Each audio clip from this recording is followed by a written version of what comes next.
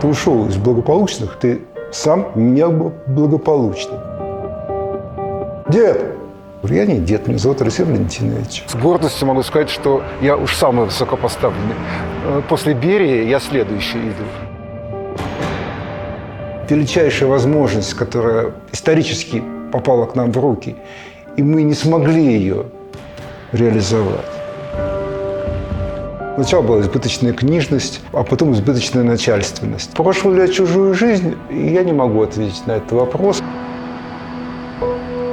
Когда ты идешь на компромисс, ты никогда не знаешь, где он закончится. Как думаете, если бы вас не посадили, у вас нашлись бы силы уйти в отставку? Боюсь, что нет. Боюсь, что не нашлось бы.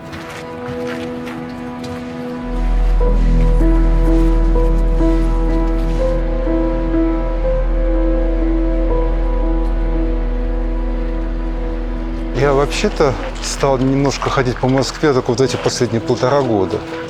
Я небольшой любитель Москвы, и я в основном жил за городом всегда. А почему вы Москву не любите? Что не так? Слишком большой, слишком суетный, слишком торопливый, слишком непокойный, слишком самодовольный. Вот все слишком. Я все этого не люблю. А Москва вот такая пешеходная, от Москвы из окна правительственного автомобиля, она отличается? Когда ты едешь, ты вообще не в Москве находишься, ты едешь. Да, это как в космосе. Вот космонавт сидит в капсуле, он знает что-нибудь про космос. Человек, который передвигается с мигалками в капсуле, знает не настолько же. А вот сейчас, пожалуй, довольно любопытная такая Москва у меня открылась. Я работаю в Газетный переулок, а сын живет здесь. Я довольно часто вот по этому пространству курсирую. Узнают? Узнают. Ну, многие просто где-то подходят, там что-то говорят. Бывают очень забавные встречи. Вот встретился человек, которого не видел вот я недавно. Он мне говорил, вот вы меня не узнаете? Я говорю, к сожалению, нет. А вот 20 лет назад наши дети, которым вот по 2 года вместе играли, о, вот здорово. А еще один тоже встречает человека, а вы меня на работу брали. Вы не помните? Я потом вспомнил, что действительно. Так что бывают встречи. И с прежде знакомыми, и встречи с совершенно незнакомыми людьми, которые тоже что-то говорят. Ни разу никто не сказал ничего плохого. Алексей Валентинович, у вас формально срок еще идет? Да, конечно.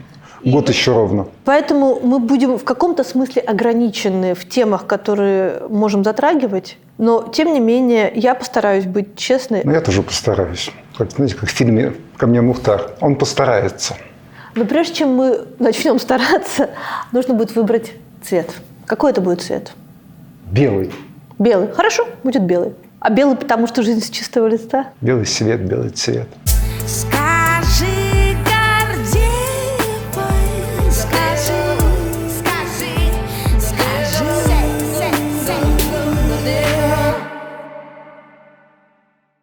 Как вы воспринимаете вот этот вот год, на самом деле больше? Я вышел по УДО, мне оставалось 2,5 года срока. Из них 1,5 года прошло, остается вот ровно год. У меня конец срока 14 ноября 2024 года. Это же фраза, вы должны ее запоминать, когда вы говорите надзирателям, кто вы. Ты должен представляться каждый раз, когда сталкиваешься с администрацией по следующей форме. Фамилия, имя, отчество, значит, год рождения, статья Уголовного кодекса, по которой осужден, начало срока, конец срока. Как вы воспринимаете вот эти 2,5 года, которые вам скостили?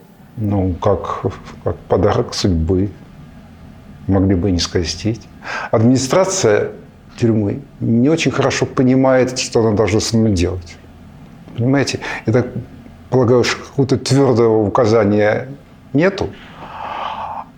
А любое телодвижение без твердого указания может быть чревато какими-то неправильными последствиями. Поэтому они все время как-то вот так вот колебались и не знали, колеблются они вместе с линией партии или отдельно от нее. И поэтому там стрелочка показывала то туда, то сюда. А УДО от чего вообще зависит? Совершенно загадочная вещь. Начнем с того, что, вообще говоря, УДО вот стало более-менее применяться буквально вот при мне, на моих глазах. Вот еще в мой первый год по пальцам можно было сосчитать людей, которым посчастливилось. А потом вдруг там стало уже десятками. Пальцев на руках уже не хватало, надо было, значит, пальцы на ногах пускать в ход. Нету никакой верификации того, что что можно и что нельзя. Судья говорит, достиг социальной справедливости или не достиг социальной справедливости. Каким-то образом осужденный должен достичь этой самой социальной справедливости. Вот у меня не хватает извилины, чтобы вот понять саму эту формулу и как-то соотнести ее с бытием зэка. Значит, они вот не бьются между собой. Тем не менее, не достиг, свободен. То есть не свободен. Ну, нарушение. Значит, ты должен, во-первых, отбыть положенную там 2/3 срока, если строгий режим, обычный режим половина срока. Это первое. Второе, значит, твердо стоять на пути исправления, то есть работать, не иметь взысканий, ну, желательно иметь поощрение. Вот это вот некий минимум. И иметь то, что называется поддержка администрации. Там комиссия при начальнике колонии должна сказать, что да, тебя рекомендуют. Есть случаи, когда человек, не имеющего взысканий, заворачивают. Таких случаев много. Есть случаи, когда человек, имеющий десятки взысканий, каким-то образом оказывается в паре чистых, заветной. Вы понимаете? И никогда нельзя понять, что стоит за тем или иным. У вас были взыскания? У меня в течение очень долгого времени не было ни одного взыскания. И только когда уже дело стало приближаться к сроку УДО, оно вдруг волшебным образом появилось. А что у вас было за взыскание? А я не представился при входе. Понимаете, в каждом бараке, отряде, есть начальник отряда. Лейтенант, капитан внутренней службы. У него есть там кабинет, маленькая каморочка, где там идет свои дела. И это является тоже местом пребывания администратора. И ты должен, если ты туда входишь 10, 50, 100 раз в день, ты должен 10, 50, 100 раз представляться. Этого не делает никто. Ну, собственно, везде люди, это идиотизм. Ну, вот у меня в один из дней там вызывает начальник отряда, я вхожу, не говорю заветную формулу, а у него включен видеорегистратор. Это регистрируется, я нарушитель, меня на комиссию. То есть это было сделано специально? Я полагаю, что да. Но как иначе? Чтобы иметь основания, в случае чего, меня завернуть. Ну, слава богу, этот случай чего не случился, но мог случиться. И вот так вот стрелочка колебалась. В какой момент вам стало понятно, что точно все уже УДО? Когда меня жена забрала, и мы поехали домой. Не раньше? Не раньше. Не раньше. Понимаете, вообще, вот человек, бывший в тюрьме вот, как больше 3 лет, вот эти вот, как психологи говорят, необратимые изменения психики происходят, в тебе поселяется страх, и ты боишься. Вот рациональная половина тебя понимает, что вроде бы бояться нечего, вроде бы все нормально, все там исполнено. Но вторая половина тебя, где сидит этот самый страх, этого не понимает. Что, значит, в любую секунду тебя могут остановить. Формально есть 10 дней, 10 рабочих дней, в течение которых прокуратура может подать протест на решение суда о применении механизма условно-досрочного освобождения.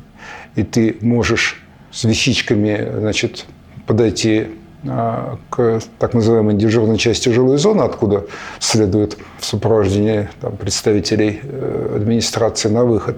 Вот. Постоять там и вернуться на этот барак, сказать, что пришло представление прокуратуры. Поэтому только когда уже пересек, я пересекал, это была вообще такая спецоперация была, потому что есть то место, где выходят зэки, а там журналисты, там туда-сюда, а меня тайными тропами, значит, перевели в иное место. Но там тоже оказались журналисты, но, правда, в меньшем количестве. А это сама администрация тюрьмы не хотела, чтобы журналисты вас снимали? Конечно, администрация тюрьмы. А почему? Не знаю, почему. Я думаю, что им вышестоящее начальство порекомендовало этого не делать. Зачем? Какая-то шумиха.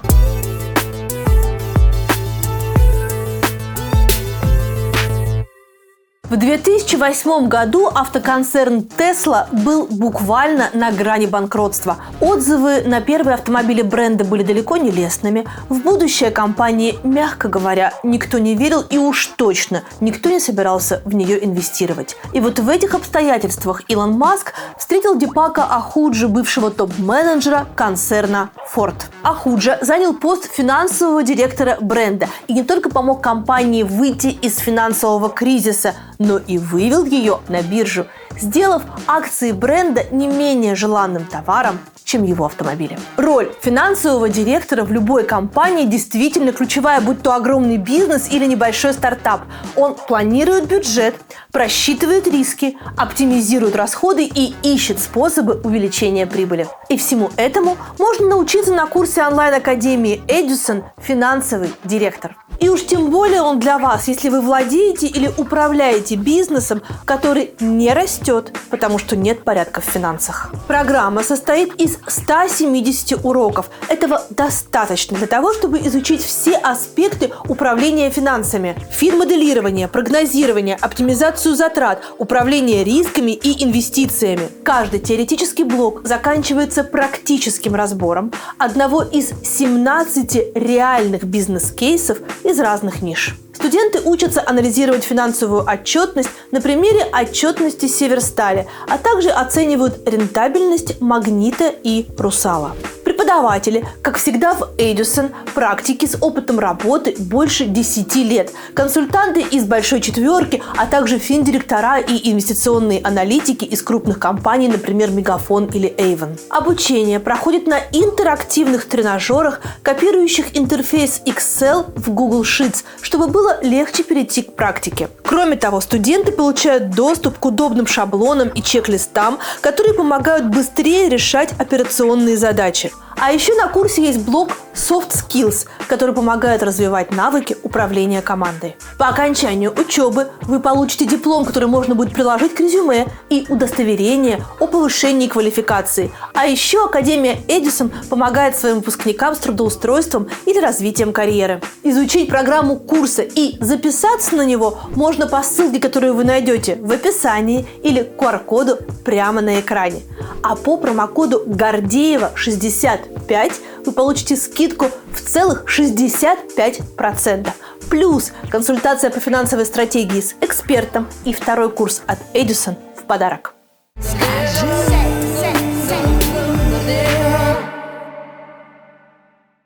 Напротив Малой Бронной 32 арочного входа сидит Воланд.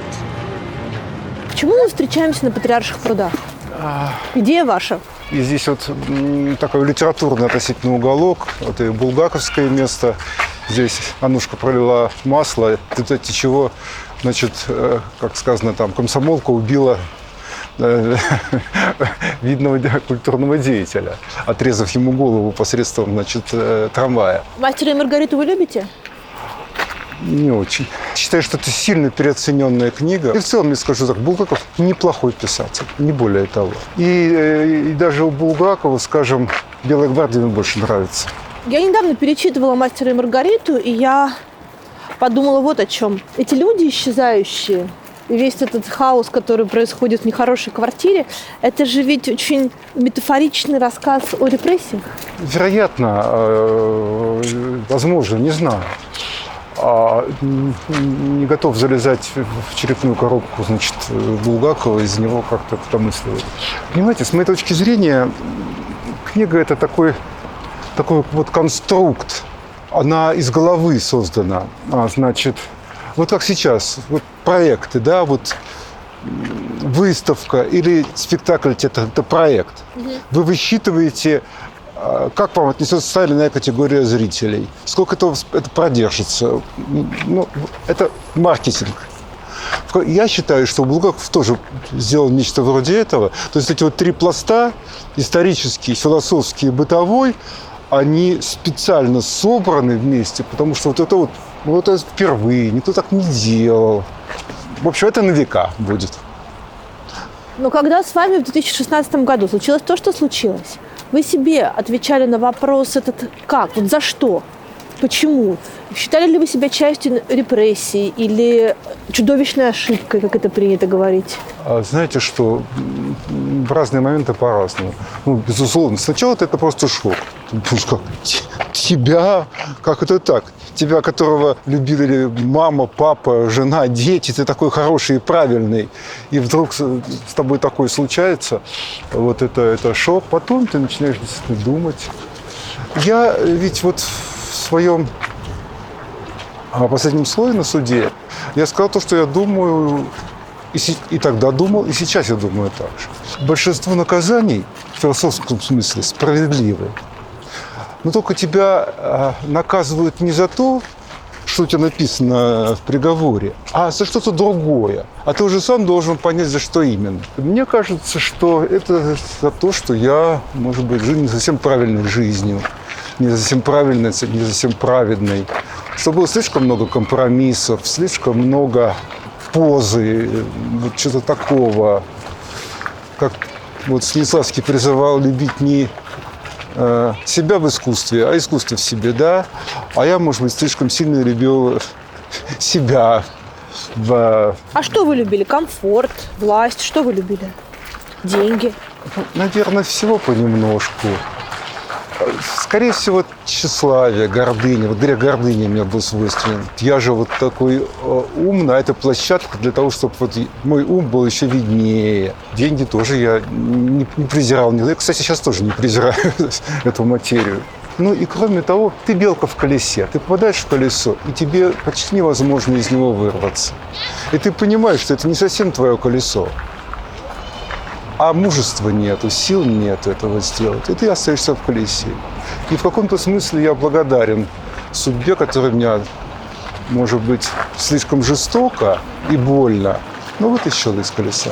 Я процитирую ваше последнее слово. Что это за доказательство? Слова одного человека против другого человека. Я старался делать свою работу честно и благодарю всех, кто меня поддержал. Я признаю себя виновным, но не в тех абсурдных обвинениях. Я виновен в другом. Я старался делать свою работу хорошо и приносить пользу, но делал недостаточно. Я часто шел на компромисс, лицемерил, любил получать подарки и сам их делать. Когда у тебя все в порядке, ты позорно отворачиваешься от чужого горя. Простите меня, люди, я виноват перед вами. Остаток жизни я посвящу отстаиванию интересов людей. Вот меня больше всего интересуют 4 последние строчки. От какого чужого горя вы отворачивались и каким образом вы собираетесь посвятить остаток жизни отстаиванию интересов людей? Когда у тебя все хорошо, тебе некомфортно видеть страдания других людей. Ну вот ты вкусно ешь.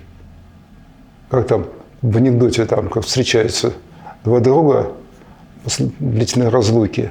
Спрашиваю, как? Ну, у меня там все в порядке, там, значит, там, дача там-то, значит, дело там-то.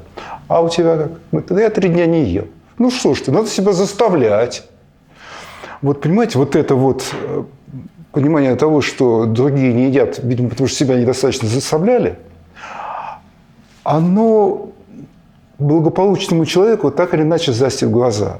Ты боишься, не хочешь своего благополучия, чтобы оно растворилось в чужом неблагополучии. Ты защищаешь свое благополучие таким психологическим барьером. А тут он падает. Нет больше этого психологического барьера. Ты ушел из благополучных, ты сам неблагополучный. Ты один из этого большинства неблагополучного. А что касается там, посвятить свою жизнь, ну, это может быть чересчур пафосно, конечно, сказано, наверное. Наверное, все-таки я больше посвящаю свою жизнь своим близким. Что благодаря происшедшему с вами вы узнали о понятии «дружба»? Да, честно говоря, немного нового.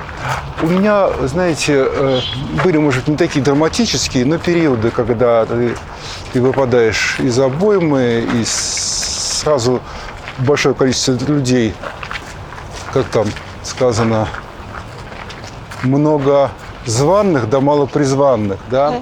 Вот перестают считать себя твоими друзьями. Замолкает телефон, значит, почему-то все становятся занятыми, там, не готовы к встречам и так далее. Я-то переживал, не в драматической форме, но переживал. Поэтому я примерно представлял себе, что будет. Очень небольшое количество людей, которые я считаю близкими себе, своими друзьями. Они у меня были, они у меня остались. Ну, есть люди, которые помогали мне в тюрьме, есть люди, которые помогали моей семье на воле. Да, это близкие мне люди, мои друзья. Насколько вам было важно, кто за вас вступится, когда вы уже окажетесь за решеткой? Это для меня было очень важно.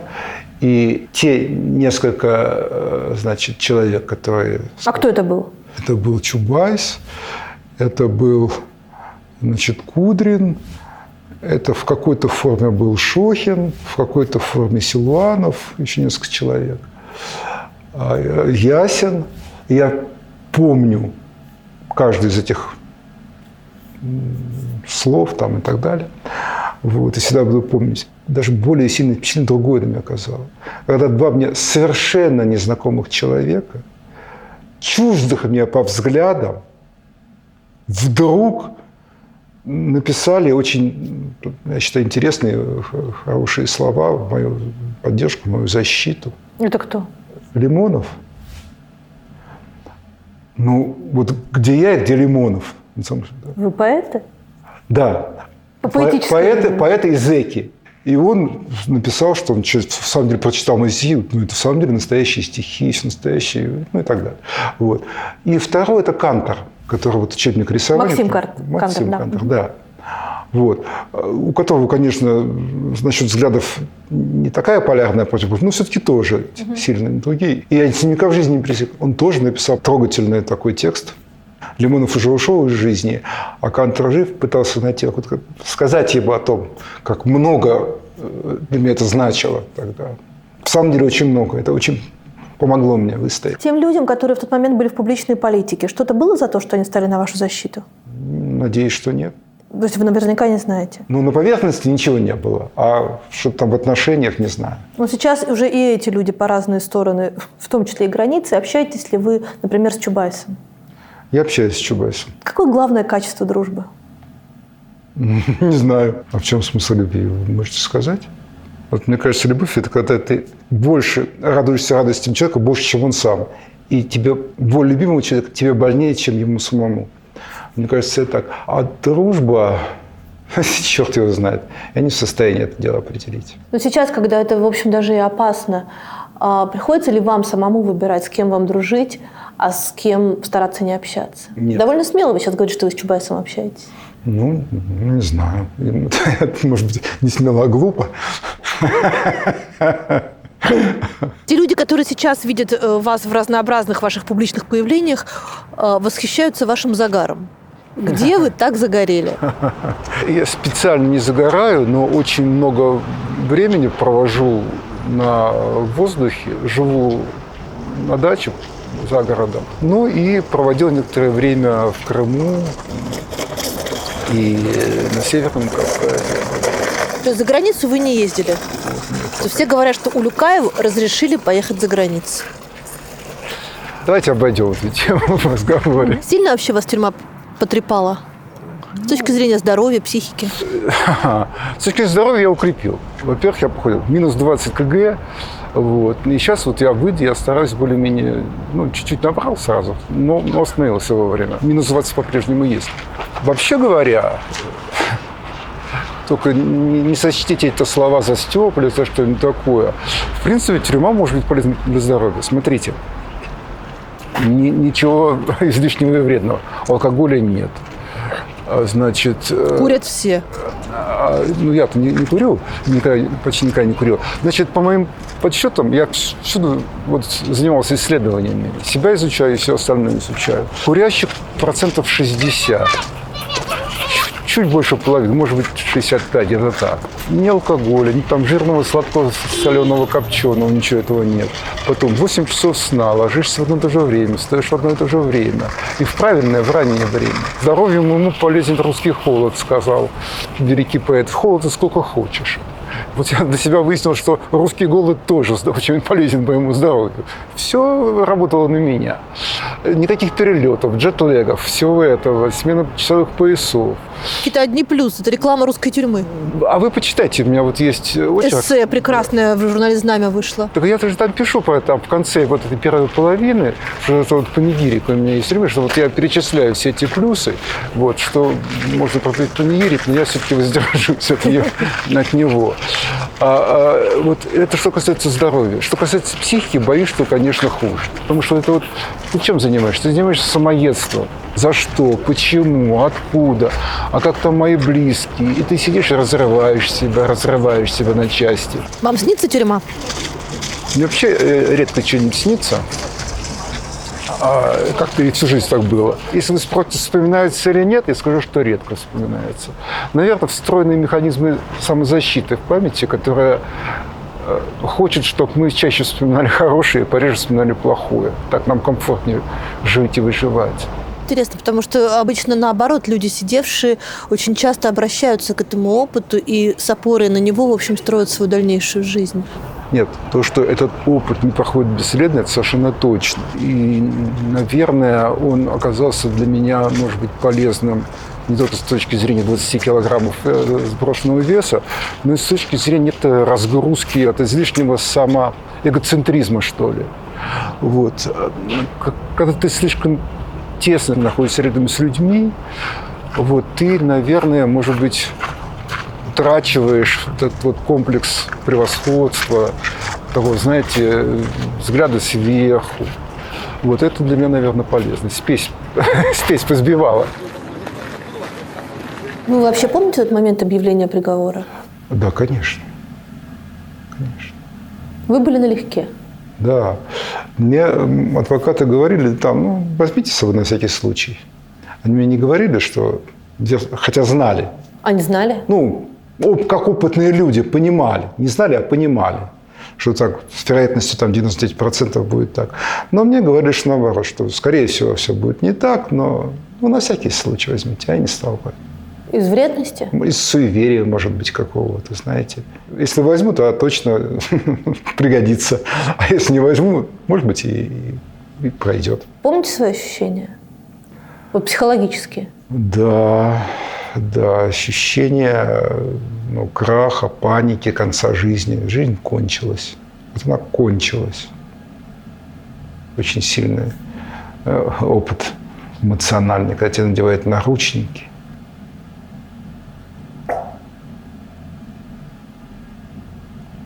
Все, жизнь кончилась. Вас дальше повезли в матросскую тишину? Да. В стакан? Да. Значит, сначала посидели там в специальной комнатке в суде, какое-то время ждали, пока, видимо, там договаривались. Значит, потом привезли в матросскую тишину, в то, что называется Кремлевский Централ федеральный. В матросской тишине есть региональная часть, есть федеральная часть. Федеральная часть там на 100 мест. Там ВИП как бы СИЗО. Оно ВИП в смысле наполнения, в смысле персонажей, да. Это как раз тоже СИЗО, где Ходорковский сидел. Да, конечно, где Ходорковский. Вспомнили его тогда? И много раз потом. Много раз потом тоже. А вот, кстати, что вы почувствовали, когда узнали про дело ЮКОСа? Это же было такое первое дело, связанное с людьми, которых вы знаете лично, и которые сейчас уедут надолго. Когда началось дело, не было ясно, что это надолго, наоборот.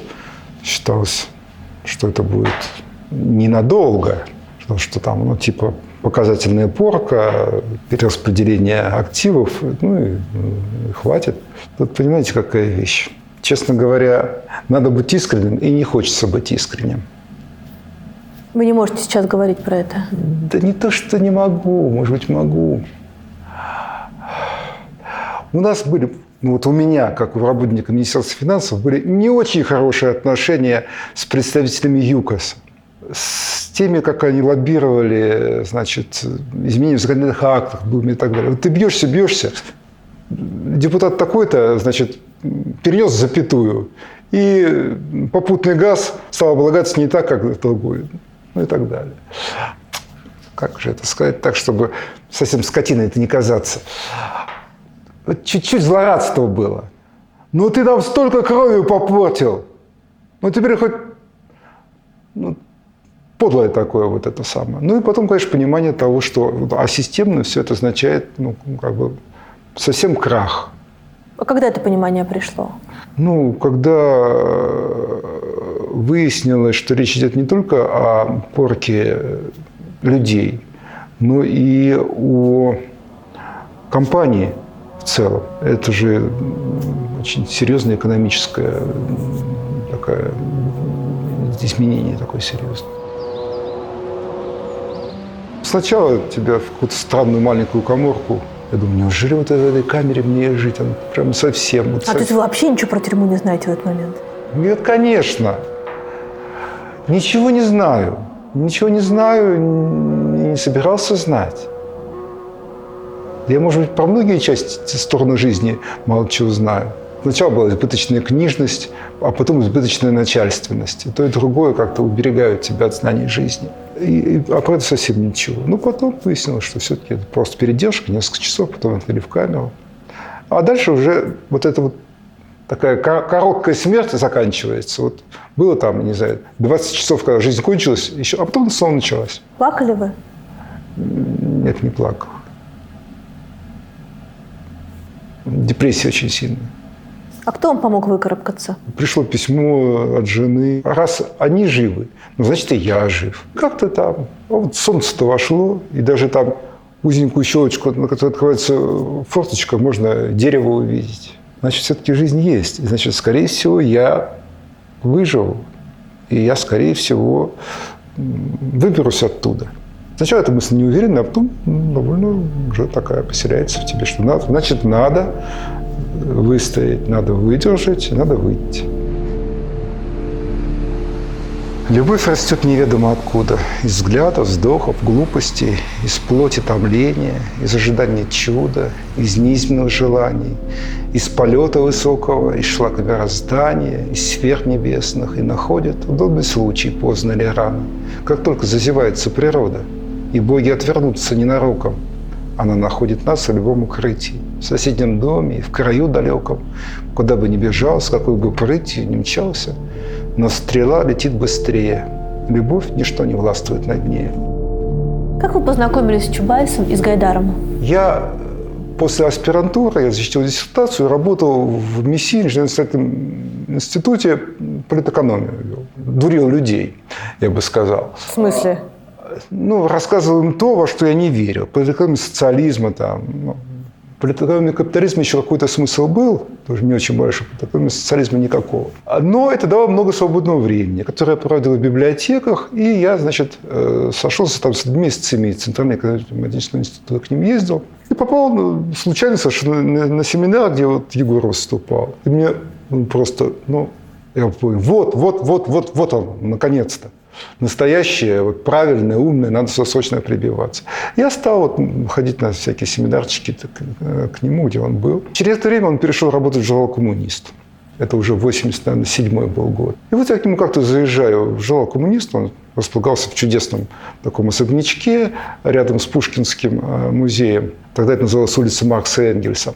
Приезжаю что-то к нему туда, говорю, слушай, мне уже надо бежать, там уже от лета каникулы начинаются. Вот, мне еще надо успеть пару взносов заплатить. Говорит, ты что, член партии, что ли? Я говорю, да. Тогда, говорит, у меня к тебе есть предложение. Он не мог допустить, что я мог быть членом партии, почему-то, хотя сам был. Вот, тогда у меня к тебе есть предложение, иди ко мне на работу. Пошел в журнал «Коммунист». Как вы в партию вообще вступили? Сложно вступил. Для этого я очень долго остался комсомольцем. Комсомоль остается до 27 лет, а на выбранной работе можно и 28, 29. Я при своем таком интровертности и вот плохой коммуникации, тем не менее, вот что-то там в комсомоле в этом делал для того, чтобы получить разнарядку заветную. Потому что, надо же делать какую-то карьеру, надо доцентом становиться, если что там крутишься. То есть амбиции у вас были большие? Амбиции у меня были большие, да. Но они были связаны тогда, такой полуакадемической, там, доктор, профессор, там, завкафедры, такая вот линия. Хорошо, что я от нее отклонился. Расскажите про Гайдара. Я считаю, во-первых, что Егор – это уникальный человек. Я считаю его последним энциклопедистом. Он очень многогранное знание, очень многогранный интерес. И он далеко не замыкался в рамках экономических. Это первое. Второе. Я считаю Егора великим патриотом своей страны. Можно говорить в терминах реформы, а можно говорить в терминах спасательной операции. Вот в 1991 году страна, которая называлась Советский Союз, а потом стала называться Российская Федерация, была полностью катастрофическим. Вопрос был просто в физическом выживании людей, голод, техногенные катастрофы и так далее. И необходимо было сделать некоторые решительные шаги, которые потом умные люди назовут ошибками, чем угодно. Просто ты должен взять и принять решение, понимая, что, скорее всего, на тебя и на твою могилу будут плевать. Он понимал это? У меня такое ощущение, что да. может быть, единственный из нас. Вот эта готовность вот к самоотречению какому-то, понимаете, я ни у кого больше никогда этого не встречал. Мы сейчас говорим о шоковой терапии, которую команда Гайдара, в которой вы были, придумала и реализовала. Когда цены в стране выросли в 100 раз. Ну, плюс-минус. А вы понимали вот своей командой, какое-то впечатление произведет на людей? Думаю, что не до конца. Ведь в экономике только часть зависит от экономики.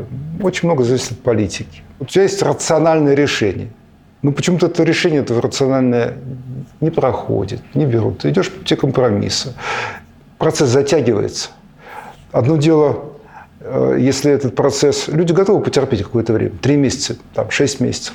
500 дней нам говорили потерпеть. Да, но когда происходит что-то очень плохое длительно, уже кончается терпение у людей.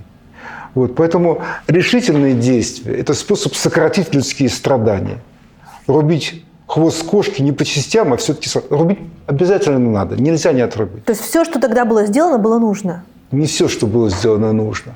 Потому что многое из того, что делалось, это было плодом неких компромиссов.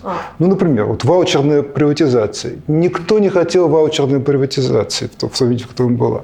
Конечно же, желательно было бы нормальная приватизация, значит, за деньги. Но это длинно, долго, и это никто не поддержит. А что значит нормальная приватизация за деньги? Если я правильно понимаю идею ваучеров, то смысл такой, что каждой семье в стране давали возможность чего-нибудь иметь. Да. Ну, такую бумажку, ты со справкой приходишь, дайте мне кусочек страны. Кусочек страны. А самое главное, можно было ее тут же продать и обменять, значит... На деньги? За деньги. А вы что сделали со своим ваучером? Мне кажется, он у меня где-то сгнил. Так, но в итоге это не сработало, потому что люди жили так плохо, что они не смогли даже вообще понять, что с этой бумажкой делать. Кто-то смог, кто-то не смог. Но в целом, конечно, дробление собственности это нелепый способ. Нелепый, это экономически нерациональный способ. Но он был вызван, потому что никакой другой политически не мог быть реализован. Это было обманом народа? Отчасти было самообманом, отчасти обманом, какой-то сложной комбинацией. Понимаете, когда ты идешь на компромисс, ты никогда не знаешь, где он закончится. И ты заходишь в этом компромиссе дальше, чем надо, чем можно, чем допустимо. И тогда уже это начинает попахивать обманом, конечно. В какой момент вам, как экономисту, стало понятно, что шоковая терапия, во-первых, затянулась, а во-вторых, не сработала так, как вы планировали? Ну, где-то, наверное, к осени 92 года. Можно было еще что-то поправить? Да всегда можно что-то поправить. И если не было поправлено, значит, недостаточно сильно этого хотели, недостаточно к этому стремились. Слабые оказались. Поправить можно было. А как так получилось, что, ну, смотрите, если я правильно помню, то команда была гайдаровская, состояла и из вас, и из Чубайса, и из Кудрина. И все, кроме Гайдара, пошли дальше все равно работать во власть. А Гайдар остался как будто бы выброшен из этого корабля. Ну, опять же, не все, потому что Гайдар второй раз приходил на должность первого заместителя председателя правительства при Черномырдине вот накануне, когда вот этот известный ельцинский указ о распуске был издан. Вот. Потом снова ушел. Но есть люди, которые тоже достаточно быстро. Андрей Нечаев, Петя Авин, которые довольно быстро... Петр Авин пошел в большой бизнес, Нечаев пошел в политику. Ну, Нечаев сначала пошел тоже в бизнес, руководил там корпорацией, а в политику попозже он попал.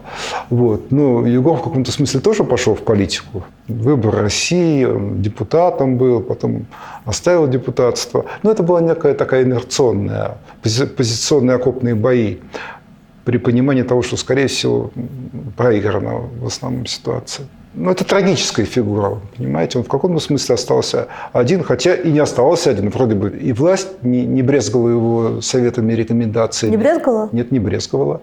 И он никогда не отказывался. Все-таки вот логика «чем хуже, тем лучше» ему была всегда чужда. Если он может там, своим советом, знанием, опытом, аналитикой помочь, он это обязательно сделает. Ну и, значит, товарищи, которые...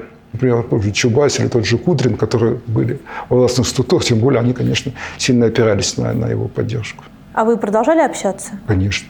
До самого последнего его? До самого последнего. Что его сломало в итоге? Вот это ощущение того, что, не знаю, не подходит слово «проиграл», это же не игра, что ты потерпел поражение, что величайшая возможность, которая исторически попала к нам в руки, и мы не смогли ее реализовать. Это очень тяжелое бремя, с которым он, наверное, вот возвращался. А что я сделал не так? Что можно было делать переиначить? Почему мы вот в этой точке пошли туда, не туда? Да, черт, как же могло быть по-другому? Он постоянно в этом крутился, варился, ел себя. Ну и, конечно, общее такое вот отношение не прибавляет оптимизма. Когда люди с удовольствием нашли себе ответственно, на которого можно разбитые горшки свалить. Вот. И это тяжело с этим жить. Вот. И поэтому так он быстро сгорел. Сейчас, оглядываясь назад, что бы вы сделали не так? Что бы вы сделали по-другому вот в этом 92-м году? Вопрос, на который я не могу ответить, потому что много очень нужно делать по-другому. Но в каждой конкретной точке ты можешь сделать только то, что можешь. То есть я могу объяснить, почему рационально надо было бы делать другое. Но принятие решений, их проведение в жизни – это не рациональный процесс. Это выстраивание коалиции, договоренности, что-то еще. Я думаю, что мы не смогли бы, потому что ни каких-то надежных союзников политических, экономических не было. И не умели мы выстраивать эти правильные коалиции, поддержку чего-то. Боюсь, что не смогли бы сделать ничего. А идея объяснять народу, что происходит, ее так и не было? Да нет, почему она была? Мы пытались этим заниматься. Занимались, видимо, тоже не слишком успешно. Но все-таки пытались объяснять, почему. А каким образом? Ну, как статьи, интервью разного рода. Вот я сейчас перечитываю, например, свои всякие... мне кажется, что в основном-то довольно правильно все было там. Зачем были придуманы залоговые аукционы? Для того, чтобы поправить тяжелую бюджетную ситуацию.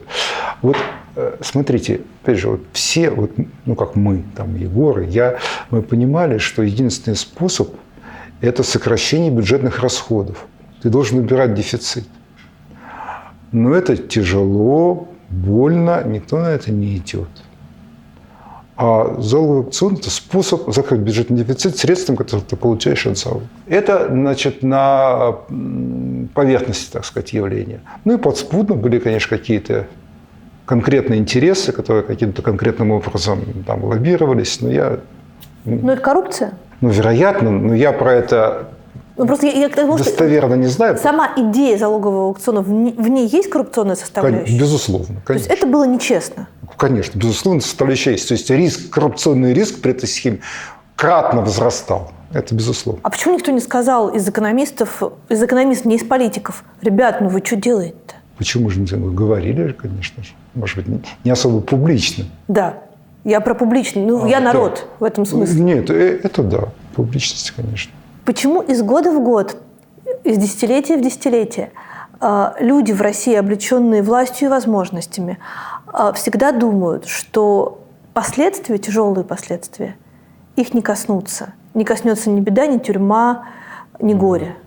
И почему каждый думает, что ну ему-то можно, а кого-нибудь другого посадят?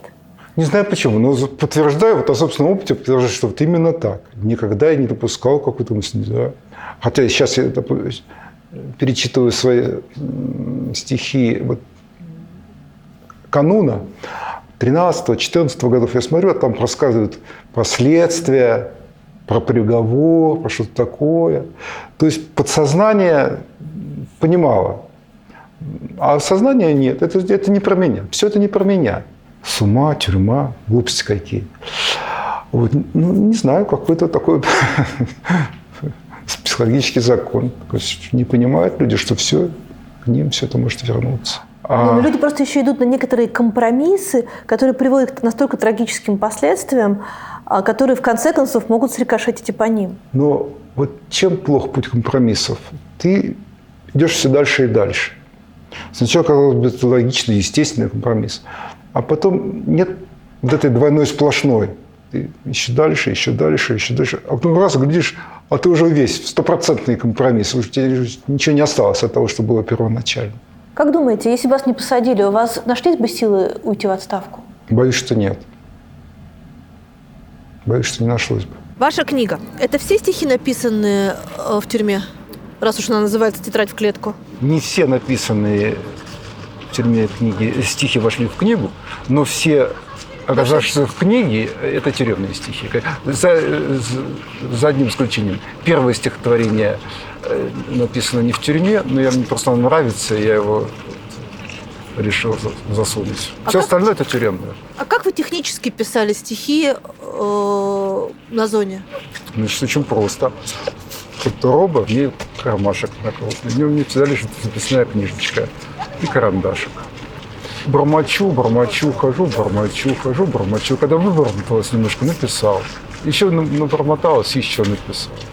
Этому не воспрепятствовал никто. А передавали потом, как в письмах? Потом я переписывал все это дело.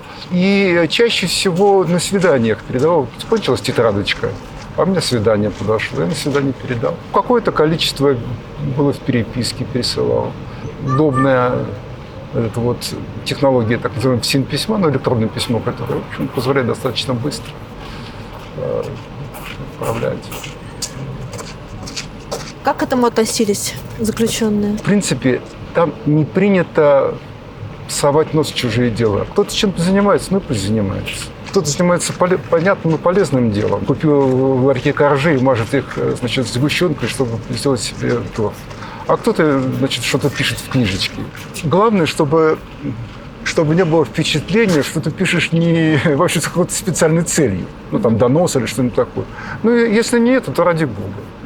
Никто внимания не обращает. И плюс у меня же была специальная возможность. Я же работаю библиотекарем. Библиотека – это довольно закрытый такой мирок, где ты часто бываешь один, ты располагаешь временем, ты можешь там писать, переписывать, как-то это компоновать. В общем, с точки зрения для такой писательской работы вполне подходящей. Мышка у вас есть? Вы заплатили за нее деньги? Да. Приятно. А я вам привез халявную. Нет уж, спасибо. Не хотите? Нет, я и в театр обычно за свои деньги хожу. А какой вы любите? Сейчас уже трудно сказать, но из последнего, что я видела последнее лето, я видела классный был спектакль в Театре нации. А вы ходите в театр? Вот сегодня собрался. Я буду смотреть «Вишневый сад» у Фоменок. Угу. На самом деле, это практически единственный театр, куда я хожу. И до тюрьмы туда ходили? До тюрьмы, конечно. А сейчас вы сами покупаете билеты? Да.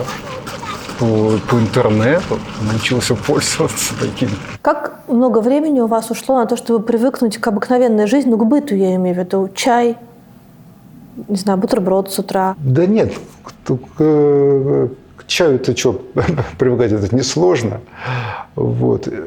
Я к чему-то до сих пор не привык.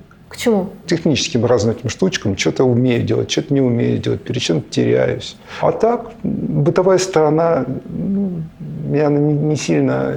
Тапочки, одежда, возможность душа, ванны, туалет. Это же какие-то такие вещи. То есть к восторгу жизни, что да. За одни сутки тут же все. Да вы что? Конечно. Все вкусное ты съедаешь быстро. О том, что можно спать в хорошей кровати, принимать душ хоть 16 раз в день, и все остальное. Это за сутки сразу все твое, а каким же еще оно может быть? И ты быстро забыл, каким оно на самом-то деле может быть. И это легко. А к этим флешбекам, отчитаться, когда вы видите полицейского на улице, человека в форме, ничего не ёкает? Ёкает, конечно. Да? Ёкает. Мы с вами на Патриарших сегодня были, а там, двое полицейских в меховых шапках. Я знаю, что они не ко мне. Я это знаю. Но селезенка моя не знает про это. Сейчас они меня возьмут и поведут. И это всегда со мной, этот страх. Что меня куда-то не пустят, куда-то и засадят. Может ли так быть, что большой страх, во власти которого в последние годы во многом живет Россия, связан с тем, что у этой России очень большое количество людей сидело. В каждой семье кто-то досидел. 5 лет назад или 50? Думаю, что да. Думаю, что это в исторической памяти народа. Я думаю, что есть. Я думаю, что есть. Хотя, например, как ни странно, вот в моей семье ничего и близко не было. Теперь есть. Теперь есть, да, теперь есть. Как вы встречались с детьми?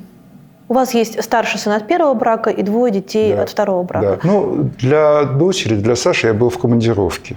Она не знала? В течение, скажем так, 3 лет она не знала точно.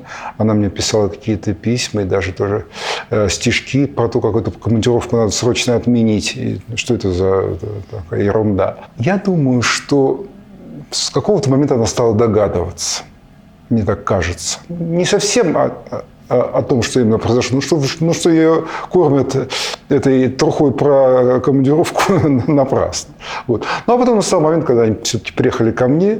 На свидание? Длительное свидание, там 3 суток положенных. У меня жена с детьми 2 была на таких длительных свиданиях. И тогда, конечно, ей стало несколько понятнее, что это... А кто объяснял, вы или жена? Нет, никто не объяснял. Я не объяснял точно. И жена, по-моему, тоже не объясняла. Ну, то есть объясняла, ну как? Ну, там есть какое-то специальное место, где мы будем встречаться с папой. То есть слово «тюрьма» или там «колония» или что-нибудь такое, конечно, не произносилось при ней. Не знаю, догадывалась ли она более точно, чем я сейчас говорю. У нас это табуированная такая тема. Мы не касаемся ее с ней. Были в этой комнате свидания, из которых нельзя выходить. Ну, весело, хорошо было. Ее-то как-то это удовлетворило, такое полуобъяснение, полунеобъяснение. Ну, сейчас-то она взрослая, уже 13-летняя девушка. Да. Это значит, нужно поговорить? Не знаю, мы не возвращаемся к этому. А с Дмитрием, со старшим сыном? Ну, и старший сын, и младший сын, они с самого начала знали. Вот. Дмитрий, конечно, он тут приезжал ко мне на свидание сюда. Наверное, ребенку важно сказать: я не виноват. Ну, конечно, объяснял. Это достаточное было объяснение для того, чтобы человек вам поверил? Ну, мне кажется, мои дети мне верят. А вам это важно, чтобы они в точности знали, что вы ни в чем не виноваты? Конечно, важно. Ну, а как же? Я считаю себя виноватым, только не совсем в том, что написано в приговоре. В самом начале вашего срока появлялись слухи о том, что вы разводитесь. Да, нет, не в самом начале. Через некоторое время, да, был такой слух. Причем в 2 разных вариантах. То ли я развожусь, то ли со мной разводится жена. Ну, а что это было? Не знаю. Возможно, какой-то механизм давления, чтобы, например, в самом деле спровоцировать какое-то ухудшение отношений в семье и какие-то последующие там вещи. Не знаю. Это же догадки. Догадки – скользкий путь. Один звонок, и сердце снова готово кровь, как помпа гнать. И радость, чувство бестолковое, приходит, словно благодать с небес. Душа летит все выше, и в теле молодеет плоть, и едет, словно поезд крыша, до станции конечной вплоть. Один звонок, жена и дети, и с внешним миром снова мир. Звонок, и вот Платонов пир, и тьма уж не объемлет свет. А звонки давали? Да. С какого-то момента почти каждый день. Ты просто должен писать заявление. Ты пишешь на начальника колонии заявление. Прошу разрешить мне звонок. Продолжительность не больше 15 минут на русском языке. С таким-то абонентом, там номер такой-то. Вот. И он тебе должен дать разрешение. Поэтому, в общем-то, стараешься, изготовляешь эти заявления, носишь на подпись. Вот уже, скажем, последний год я звонил практически каждый день. Есть. Ну это же мука, должно быть страшно. Там ничего у вас не происходит в колонии. Что вы рассказываете? Ну нет, что-то происходит. Послушайте, мы знаем, вот в 12 часов я выхожу на связь, там, или во сколько часов. Значит, жена, дети, там что-то такое, папа, там, получила там то или не получила этого. Сам факт услышать голос – это очень много. Неважно, даже если он будет зачитывать железнодорожный справочник, и то хорошо. Но видеозвонков нет. Видео нет. Такие обычные звонки, там, специальное помещение, ходишь, строим туда, звонишь. Ну, письма. А писем много написали? Много. Вы, небось, до этого столько и не писали? Близко, малую часть этого не писал, конечно. Только подписывали резолюцию? Только по резолюции, да. Ни кровати, ни там, ни умывальников. А вы сейчас и машину сами водите? Вожу сам машину, тоже после очень долгого перерыва. Как ощущение? Ну, хорошее ощущение. Понимаете, частная жизнь – это лучшее, что может быть. Человек, который вот в этой капсуле передвигается от офиса за забором к дому, за забором он выключен из жизни, он не живет. Он функционирует, он существует, но он не живет. При этом за эту нежизнь ты получаешь компенсацию, которая тебя привязывает к этой нежизни. А вот как внешняя сила, как в моем случае, меня из этой нежизни выкинул сначала в очень специфическую жизнь, а потом в нормальную. Вот тут все становится на свои места. Патриаршие пруды сегодняшние – это такая витрина экономического развития и страны, и Москвы. А вы считаете, что вам на вашем посту многое удалось? А на каком из моих постов? На вашем посту министра экономического развития. Это не самый мой любимый пост, скажем так. Да? Да, самый мой любимый – это в Центральном банке. Это была лучшая работа в моей жизни. А вот в министерстве есть одна вещь, которой я действительно горжусь. Это МФЦ. Я сам стал клиентом. И вы знаете, когда пирожник ест собственный пирог, ему нравится этот пирог, это здорово. Вот я приехал получать водительские права, потратил на это 10 минут. Здорово, удобно, хорошо, прям приятно. А когда появилась идея МФЦ? Это 13-й год. Это вот с самого начала, как я министром стал, мы этим занимались. Пробили денежки, создали сеть. Первое МФЦ я открывал не в Москве, а в Липецке. Это ноу-хау российское или откуда-то вы принесли эту идею? Идея о том, чтобы общаться с чиновниками через одно окошко, она привнесенная. Но на это наложилась некая технология современная и обмен информационный между ведомствами. Возможно, этого не было. Мне кажется, что действительно в какой-то момент в российскую экономику, в ее руководство, пришли блестящие специалисты, которые смогли совершить, не без помощи цен на нефть и остальных благоприятных сопутствующих факторов, экономическое чудо. Тот момент, когда россиянину предложили суперкомфортную экономическую жизнь, плюс еще суперкомфортную с точки зрения разных гаджетов, разных систем, в том числе МФЦ, которому вы автор, в том числе суперприложений, банковской системы, всего суперсовременного, такого, какого нет нигде в мире. В этот момент стало так хорошо, что оказалось, что свобода, права и достоинство не входят в этот базовый комплект. После таких тяжелых 90-х, когда и вправду нечего было есть, оказаться в комфортной экономической ситуации едва ли не более ценно, чем иметь возможность сказать то, что ты думаешь. По крайней мере, психологически это очень понятно, конечно. Наверное, это так. Но это случайность или план? Я думаю, что это случайность. Так получилось. Когда говорят, что там общественный договор, ведь не имеет в виду договор как договор, который кто-то там прочитал и так далее. Так сложилось, так вышло. Да, конечно. Еще кто там из них продал первородство за чечевичную похлебку. Это же Библия об этом говорит. Ты продаешь свое первородство за чечевичную похлебку. Тебе очень хочется похлебать похлебки. Это очень человеческий поступок. Так, наверное, получилось. А истина, да. Цена высокая получилась. Конечно, высокая. Избыточно высокая. Но, так сказать, есть рынок производителя, есть рынок потребителя. Вот это рынок производителя. Там потребителя меньше возможностей. Никто еще не возвращался из тюрьмы с таким богатым материалом. Да, наверное. Еще много чего припрятано. У вас там, кстати, еще много парафразов на разные стихи разных русских поэтов. И Цветаева, и Ахматова, там нашла и Бродского.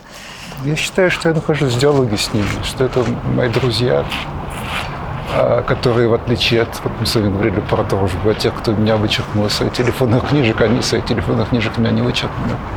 Я с ними разговариваю. А тех, кто вас вычеркнул, вы простили? Я их простил. То есть вот если сейчас они вам позвонят, например, предложат работу? Если поговорить, я в любом случае с ними поговорю. Работу, надо подумать, что за работа. Не готов. Как обратно? Нет, мы сами эту тему уже прошли, обратно я не пойду. А просто встретиться, поговорить, чай попить? Да, пожалуйста, соглашусь. Я бы не согласилась. А я бы согласился. А у меня вообще с прощением плохо. А у меня хорошо с прощением. С чем у меня хорошо, только с прощением. Я не злопамятный. Я взрывной. Вот я могу сразу наорать. Ага. И все. И на этом закончилось. Ваш сын Дмитрий старший, которого вы мне сказали, что вы его называете Митя, Он оператор, и он был продюсером фильма Василия Сигарева «Волшебник страны Оз». Почему я сказала «Волшебник страны Оз»? Он просто «Страна Оз». Он страна Оз, и одновременно страна 03. Да, то есть вы считаете, что страна 03? Нет, я считаю, что и то, и Оз, и 03. Он был главный оператор этого фильма. И продюсер. Да. Вы помогали продюсировать этот фильм? Ну да, помогал. А вы сценарий читали, когда помогали? Я читал сценарий, я говорил с Сигаревым. Митька меня с ним познакомил. Он мне понравился, кстати говоря. Отличный сценарий. Я считаю, очень хороший фильм. Это один из самых честных фильмов про то, как устроена вообще жизнь в России. Конечно. И талантливо, хорошо сделано. То есть вы не жалеете, что вы отдавали на него деньги? Конечно, нет. Конечно, не жалею. У сына вашего были проблемы, или у детей ваших, или у жены, после того, как вы оказались в тюрьме? С работой, с восприятием в обществе? Конечно, были. И пришлось некоторые усилия предпринять для того, чтобы минимизировать, я скажу так, эти... Какие усилия? Переехать в другое место, уйти в другую школу. А, да? Да. Вот. Ну, это у младших детей. Ну, у Мити так, ничего особенного. Работал и продолжал работать. Там забавно получилось, что как раз, когда меня арестовали, они работали над фильмом замечательным, тоже, я считаю, очень хороший фильм, который называется «Папа, сдохни». Этот фильм был готов. Папа, надо поменять, наверное, название. Говорит, что ты, дурачок, ни в коем случае. Самый подходящий сейчас момент, чтобы так называть фильмы. Есть желание реванша? Отомстить, найти виновных? Нет. Почему? Сказано, как начинается эпиграф к Анне Карениной. «Мне отмщение, и аз воздам». Плохое это занятие. Я задам вопрос, на который вы можете не отвечать. А что вы показываете на вот этой фотографии? Я ничего не показываю на этой фотографии. Вы играете на бильярде и показываете Нет, я не играю на бильярд. На бильярде играет Сечин и Костин. Так. Вот. А я там просто жду. Там пересменок между одна встреча делегации, вторая встреча. Я просто там стою и жду. Я не показываю ничего. И когда говорит мой доблестный, значит, оппонент о том, что он приложил к лацкану пиджака, значит, пальцы показал, что пиджака не было на мне. Жарко было, пиджак был снят.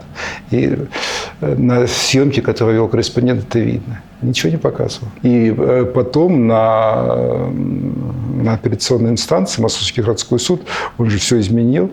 Он же сказал, что уже не там я показал, а на лестнице, когда мы шли туда уже, кстати, вот лестница, вот там, значит, я что-то там такое сказал. Ну, вы вообще, какой-то был момент, когда вы понимаете, что это не парни из вашей компании? Ну, как... Вот есть экономисты, с которыми вы выросли. Там Шохин, Кудрин, Гайдар, Чубайс и так далее. Это одна компания. А есть другая компания людей. Да. И это не ваша компания, вы в ней не вырастали. Это понимание пришло уже в тюрьме? Да и так, и не так. Ты понимаешь, что это действительно не твоя компания, не твоя песочница. Но почему-то ты считаешь, что ты настолько прямо замечательный, что они тебя примут. В свою песочницу. А вам хотелось эту песочницу? Да, наверное, хотелось. Или, по крайней мере, хотелось, чтобы в своей песочнице, я стал главным в своей песочнице, скажем так, с помощью людей из другой песочницы. Жалеете? Ну, конечно. Да? Конечно. А если бы стали? А если бы стал, тогда, я не знаю. Я считаю, что человек – это такое гибкое создание. Он может сильно меняться. И он сам не замечает, как он меняется. И он может доизменяться, да Бог знает чего. Спасибо той злосчастной осени с ее нескромными вопросами, моими жалкими ответами, потом в один конец билетами. Спасибо лету беспросветному, хоть ночи белые и светлые, но дни полны погонной нечисти, и дела нет, и делать нечего. Зиме спасибо очищающей от бывших сплывших сотоварищей, заткнувшей пасти телефонной, циклонами и антициклонами. И, наконец, весне спасибо, не разъяснившей либо-либо, с волками вытерли с народом один конец. И вот свободен. Так говорил Гамлет. Заприте мне в ореховой скорлупке, и я буду властелином мира. Вот это чувство, конечно. Моя свобода со мной. Когда я был министром, я был что, свободным человеком? Конечно, нет. Потому что я не мог делать то, что я хотел. Поехать, куда я хочу, пойти, куда я хочу.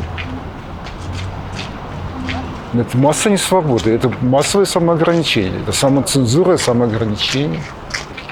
То есть вы считаете, что в вашей жизни сейчас больше смысла свободы и осознанности? Сейчас, ну, конечно.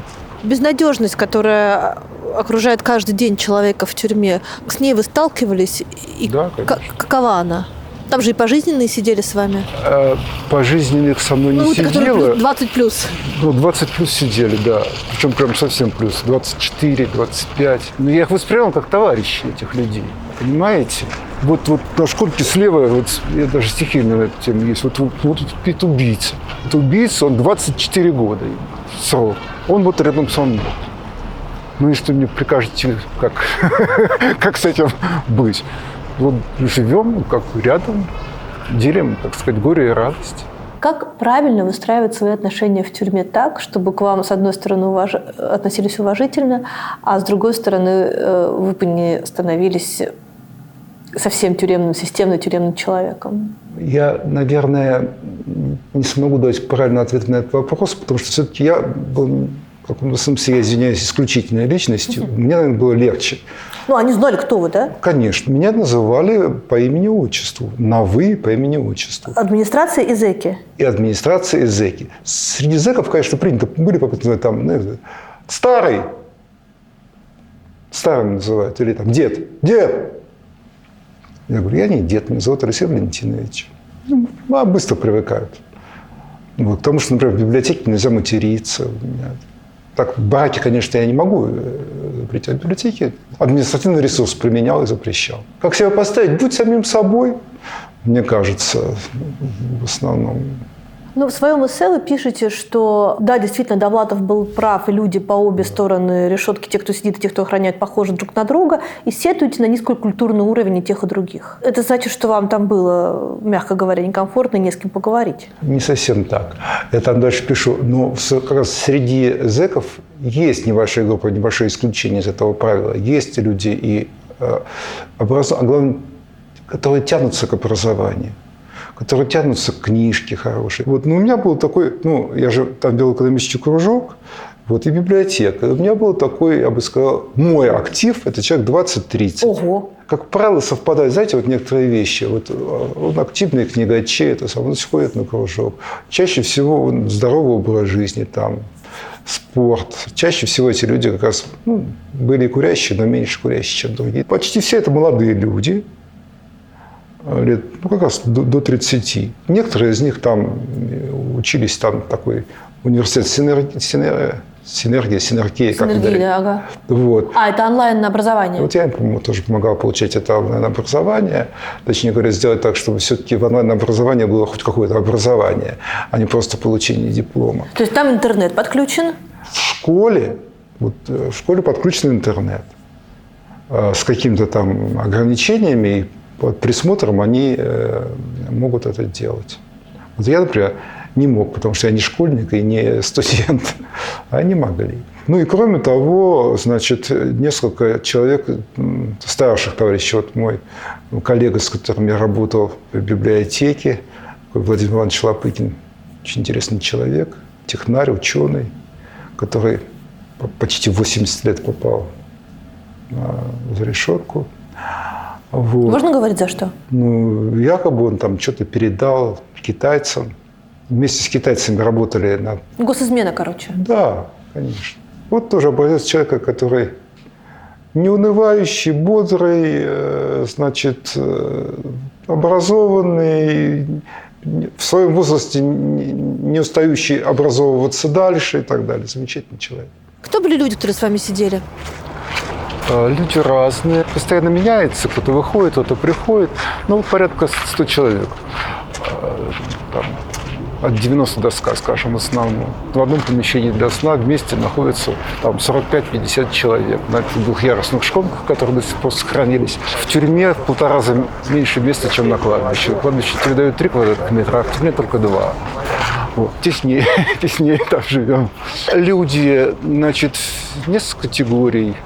В основном, конечно, люди, которые существенно моложе меня. Есть вот категория молодых совсем ребят, там 20-25. Это в основном 28-я статья. Это наркотики, да. Это примерно четверть населения тюремного. Убийц довольно много. В основном это бытовые убийства, по пьяни, конечно. А прежде было так, что высокопоставленные заключенные сидели отдельно от всех остальных. Почему для вас такое не устроило? Но с гордостью могу сказать, что я уж самый высокопоставленный. После Берии я следующий иду. Все остальные помельче. Так. Вот, не знаю. Это надо спросить, наверное, тех, кто, так сказать, все это организовал. Не знаю. Сначала я думал, что это хуже, а потом я понял, что это лучше. Почему? Ну, во-первых, у меня теперь есть право, знаете, как вот Ахматова писала, я тогда была с моим народом там, где мой народ к несчастью был, а я написал, у меня стихи, я в одном строю с моим народом, там, где мой народ к несчастью есть. Вот это право на высказывание у меня сейчас есть. А тогда бы его не было. Но я много чего узнал дополнительно. В жизни ничего не знал и не узнал бы без этого. Слышали ли вы, находясь на зоне, что-то о том, что планируется создавать специальные тюрьмы для ученых в России? Краем уха что-то слышал. Знаете, там много чего послушал. Я, вот, например, слышал тоже, что вот собираются как раз для там, министров и прочих сделать. Вот на мне сейчас отработают технологию, и, значит, и дальше будут в нашу колонию сажать там других товарищей. Или, например, я слышал такой, ну, это же зэки, они рассказывают все, что угодно, чтобы под меня специально колонию чистили. Нехороших убирали, зэков в смысле. Вот, и под меня готовили, так что была образцовая колония, там все такое. Ну, болтовня, конечно. Как на зоне провожали людей? Я знаю, что с вашей зоны ушли люди по программе помилования через фронт. Как провожали? Это после моего ухода. 24 февраля началась специальная военная операция. Да. Вот. Я ушел 12 мая. То есть, сколько получилось? Ну, почти 3 месяца был. Вот ни одного такого человека я не знаю. И никто не приезжал в колонию по этому поводу. И разговоров таких не было? Нет, разговоры среди зэков всегда бывают.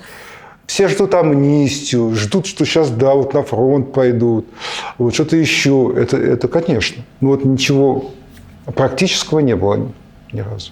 А вы собираетесь поддерживать отношения со своей зоной? Ну вот я поддерживаю отношения с 2, что ли, человеками сейчас, вышедшими. Вот. А хочу съездить. Чтобы что? Ну, во-первых, поговорить, я не знаю, может, книжек привезти. У нас хорошая библиотека, но она пополнялась в основном по одному каналу.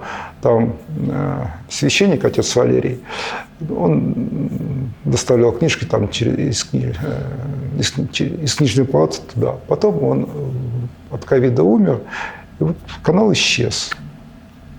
Книжки перестали поступать. Вот я думаю, приехать, привезти надо хотя бы книжек. У меня есть вздорная идея, я хочу, но это уже почти не совсем вздорная. Я подготовил курс лекций, который называется «Курс лекций, читанных в исправительной колонии такой-то». Что бы вы советовали сейчас среднестатистическому россиянину делать в экономическом смысле? Есть побольше. То, что съел, то твое. А денежки куда? Так на еду. Так на еду, да. Ну, смотрите, в данной ситуации потребительское поведение – адекватное поведение. Накопительское поведение – неадекватное поведение, я считаю, сейчас. Недавно, будучи в Казахстане, Владимир Владимирович Путин хвастался, как сильно растет экономика России на 5,2%, если я не ошибаюсь. Он сказал, что за последние 2 месяца она выросла. И также сказал, что теперь 43% этой экономики составляют совершенно другие сырьевые отрасли. Вторичная переработка, он сказал. Андрей Колесников, корреспондент газеты «Коммерсант», в заметке, описывающей этот визит, написал: «Кому война, а кому мать родна». Вы считаете, что сейчас в России успешная военная экономика? Я считаю, что происходит транзит.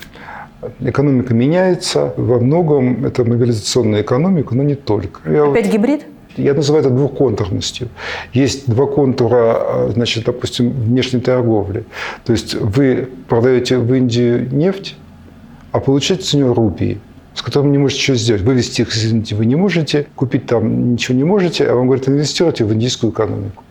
Но когда ты инвестируешь в индийскую экономику, выясняется, что тебе прибыль тоже нельзя. Получаешь в рупиях, и с этими рупиями сделать ничего нельзя. Да? По-другому, ну, сходно там с юанем, с турецкой лирой, с дирхамом, с чем-то еще.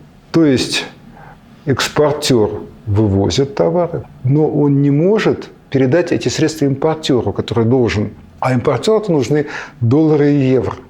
И поэтому есть один контур, где товары продаются и покупаются за свободно конвертируемую валюту, а другой контур, который за все остальное. И они частично пересекаются, частично не пересекаются. В целом в экономике есть мобилизационная экономика, есть потребительская экономика. Вот если вы производите трактор, то зарплату, которую получает ваш сотрудник, он покупает картошку, которую вырастили с помощью его трактора. Но если вы вместо трактора производите танк, то этого не происходит, этого обмена. Танк выходит из экономики и едет по другой дороге совсем. Соответственно, контур потребительские и производственные разбалансируются. Отсюда возникают элементы инфляции и так далее дополнительно. В области трудовых ресурсов, если у вас там образованные и профессионально продвинутые люди уехали, 1 миллион человек, вместо них приехали 1 миллион человек, которые успешно выполняют функции курьера или, значит, охранника, то формально у вас такой же объем занятости. Но это другая занятость, у вас другой контур. Вот сейчас вот эта двуконтурность в ряде случаев в экономике существует. Она нестабильная. Она может двигаться в эту сторону, может двигаться в ту сторону. Пока надо больше двигаться в эту сторону. Что жизнь коснется влево, коснувшись слева, коснувшись вправо, да. Вот будем ждать. Может быть, коснется вправо, но пока качает в основном влево. Но действия своей преемницы Набиуллиной и своего товарища Силуанова как вы оцениваете? Я считаю, что Набиуллина и Банк России в целом делают все правильно в той ситуации, в которой они оказались. Я не знаю, что я мог бы сделать лучше, чем они. Про Министерство финансов я немножко меньше знаю. У них меньше возможностей для того, чтобы свой профессионализм адекватно проявлять, потому что они существуют в более жестких политических ограничениях. Вот дефицит бюджетный, он как бы спущен к ним сверху. Я, честно говоря, не знаю, как оценить их работу, как адекватно или как неадекватно в такой ситуации. А вот Центрального банка знаю адекватно. Вопрос, на который вы можете не отвечать. Люди, которые сейчас суперпрофессионально выполняют свою работу, но тем не менее они участвуют в общем движении, они являются соучастниками этого движения? Или можно просто выполнять свою работу, не думая о том, в каком большом деле ты участвуешь? Это очень сложный вопрос. Применительно к разным историческим ситуациям он неоднократно вставал. И разные люди дают на него разные ответы. Причем этих людей мы не можем классифицировать там, типа хорошие и плохие, там, левые и правые. Вот и хорошие, и плохие, и левые и правые, по-разному смотрят на этот вопрос. Я все-таки для себя считаю, что ответственность лежит на всех. Вот есть понятие ответственности, есть вины, да? Вот ответственность на всех лежит. Сейчас вы работаете? Сейчас работаю. Я вам даже потом карточку дал. Я главный научный сотрудник Фонда экономической политики. Во многом я вернулся тому, с чего начинали? Тому, с чего начинал, да. Я в 90-е годы там работал. Это система. Есть институт экономической политики, есть фонд. Они такие сосуды пересекающиеся. Вот я в фонде. То есть сейчас, как российская экономика противостоит санкциям, вы в этом видите в том числе и свою заслугу? Ой, сложно сказать.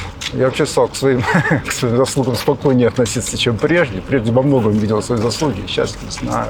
Наверное, вот моя работа в Центральном банке, во всяком случае, может быть, до этого Министерство финансов, помогало выстроить устойчивую конструкцию денежно-кредитную, финансовую, которая устойчива к разным родам внешним шокам. Наверное, да. Вы бы хотели сейчас оказаться там же, где вы были? В тюрьме, что ли? Нет, не хотел. Нет. В правительстве? Нет, не хотел. Работу в правительстве я никогда не любил. А в Центральном банке хотели? Тоже не хотел пытаться. Уже поздно мне. Уже жизнь изменилась. И пытаться дважды в одну и ту же реку и древние уже знали, что не войдешь. Вот если бы сейчас все шло, как шло раньше, вы бы сейчас остались там работать? Не знаю, возможно, наверное.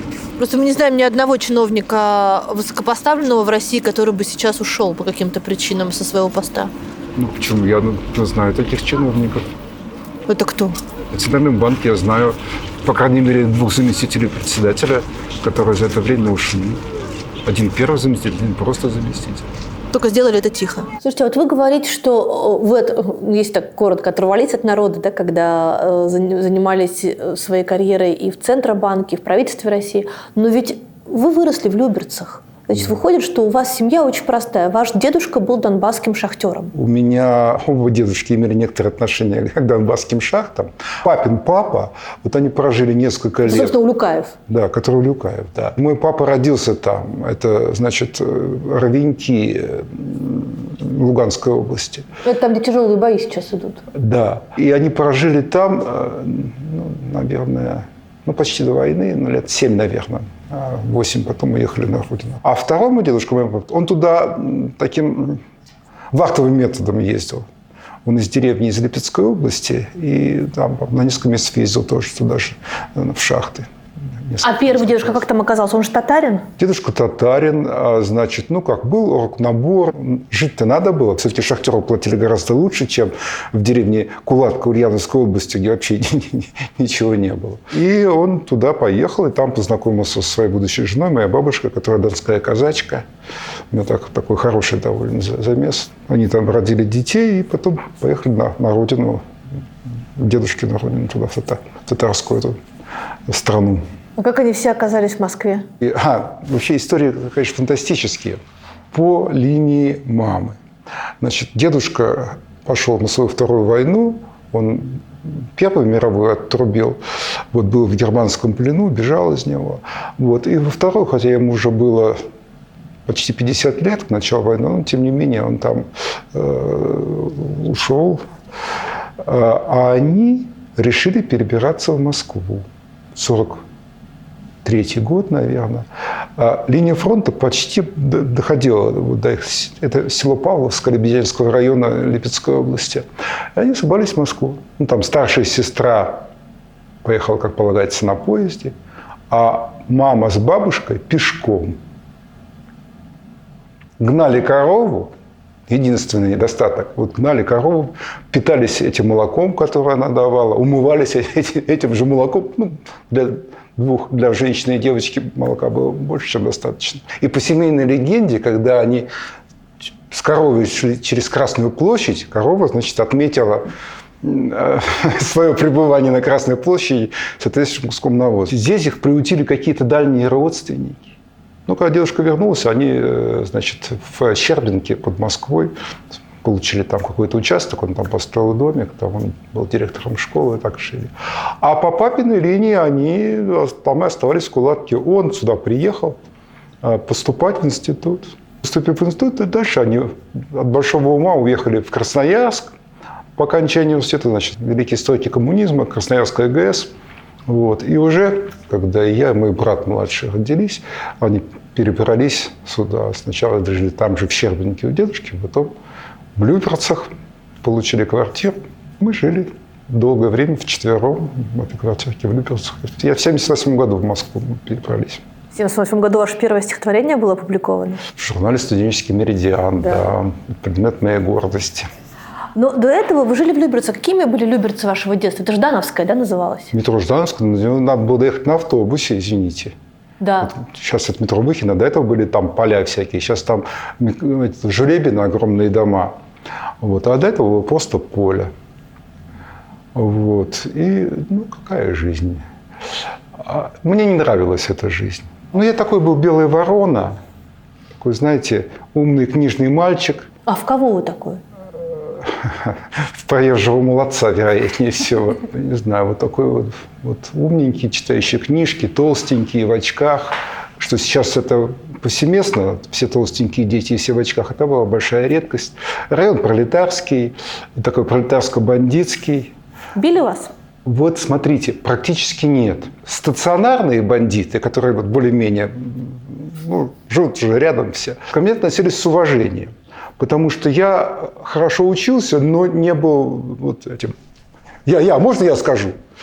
Вот. И вел себя вполне по их представлениям достойно. Но бывали случаи, когда не свои, вот не из близкого района. Вот там были, знаете как, там, дай 15 копеек, нету. А если обыщу? И вот это вот, а если обыщу,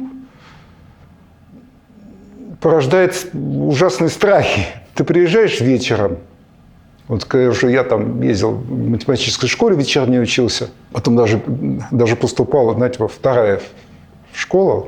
Там, кстати, несмотря на физико-математическую, была хорошая гуманитарная составляющая. Вот при ней была вечерняя школа, я в ней учился, а потом я в какой-то момент перевелся туда, но все-таки не смог ездить. Очень долго было, 2 часа один конец, 2 часа второй. Вторая школа, там, где Авен учился? Вероятно, Авен там учился, там, по-моему, Женя Бунимович учился, кто-то еще. Оттуда вечером возвращаешься, и от автобусовки до дому 3 минуты, 4 минуты. Вот, бегом по сторонам посмотреть, нет ли какой-нибудь тени, туда скорее. Неприятное ощущение. И, соответственно, вот это вот бытие белой вороны, значит, это малое количество общения, да, вкупе с какими-то физическими вещами, вот то, что толстенький мальчик и прочее, порождает желание еще больше спрятаться в свою раковинку, со всеми вытекающими последствиями. В какой момент вот в этой жизни белой вороны появляются стихи? Это примерно 14 лет, наверное, мне было. 70-71 год. Что это были за стихи? Стихи были паршивенькие, подражательские. Вот, в зависимости от того, кого читаешь, там подражаешь, и Маяковскому подражал, и там Блоку. Тем не менее, все-таки потом, если не оставляешь стараний, то потом что-то получается. А кого вы читали тогда? «Серебряный век». Значит, Ахматова. А откуда в 1971 году это все вокруг вас? Мне дедушка мой, который был преподавателем русского литературы из этого школы, подарил вот такую книжку толстенькую. Она была издана как раз в 70-м году. Это была антология, значит, поэзии 19-го, 20 века, где много всего было понаписано. Вот там впервые я прочитал, там был Анненский, там был Брюсов, там был Белый, там была Ахматова, там был Мандельштам, Гумилев был. И меня просто перевернуло это чтение. Хотя сейчас я трудно, что, конечно, мне так Бальмонт так нравился.